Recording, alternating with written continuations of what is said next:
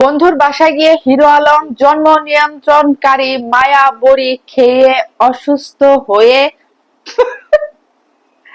হসপিটালে ভর্তি আপনাদের জনপ্রিয় নায়ক হিরো আলম। আচ্ছা, সরি, আমার হাসি চলে আসছে, কিছু করার নাই।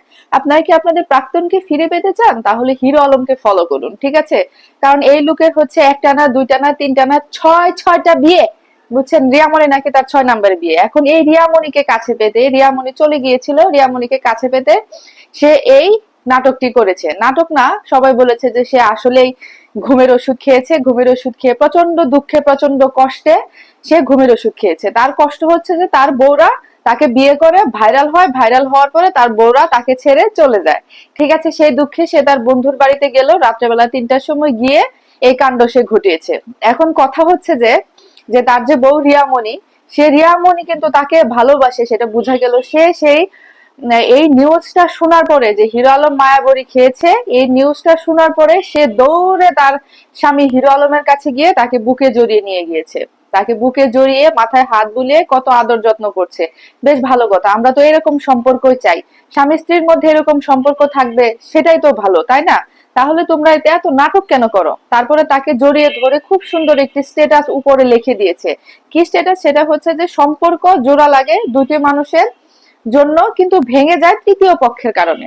এখন আমার কথা হচ্ছে যে কোন পক্ষের তৃতীয় পক্ষ?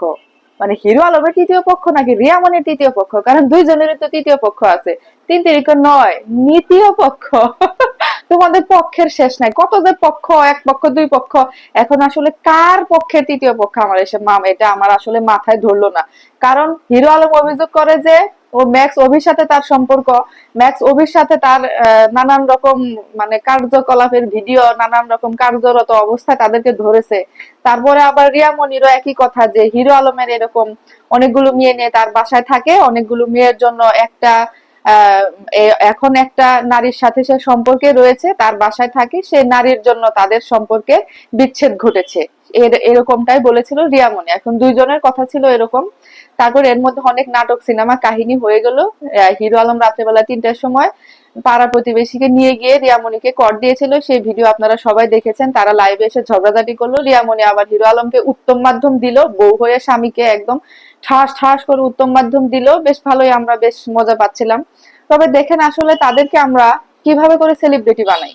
প্রথম আলোর মতো যে একটা পত্রিকা, প্রথম আলোর মতো একটা নিউজ চ্যানেল, তারা সব সময় ঢুকলে, তাদের নিউজের মধ্যে ঢুকলে হিরো আলম, রিয়ামনি, শাকিব খান, বুবলি, তারপরে আরো যারা আছে, এই সমস্ত নিউজই বেশি। আমাদের দেশে আসলে অনেক গুরুত্বপূর্ণ নিউজ থাকলেও তারা আসলে এইভাবে প্রেজেন্ট করে না, সেভাবে প্রকাশ করে না। এখন কেন প্রকাশ করে না তিনারাই ভালো জানেন। এখন আমাদের কি দোষ বলেন?